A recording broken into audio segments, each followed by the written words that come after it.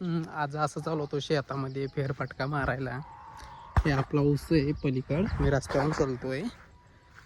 पहिलं मी ज्यावेळेस 5-7 वर्षाचा होतो त्यावेळेस आमच्या रानामध्ये ज्वारी लावलेली असायची आणि त्यावेळेस आम्ही सकाळी सकाळी जाऊन पाखरं आणायला जायचो. हे बी तोंडाने आवाज येतो ह्या करून.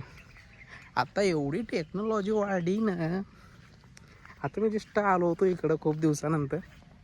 आता कोणीतरी स्पीकर लावले ते बघा, तुम्ही ऐकू शकता.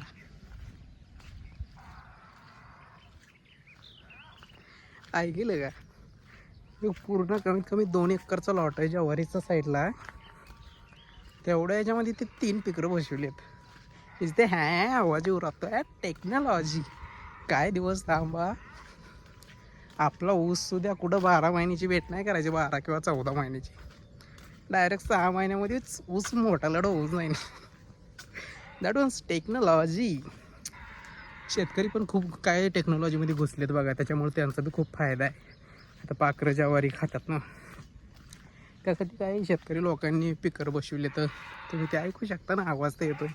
तेच मॉर्निंगपासून आहे, 5ला स्पीकर वाजतंय तर आता 12 वाजत आहेत. त्या दरम्यान सुद्धा ते आवाज देतात.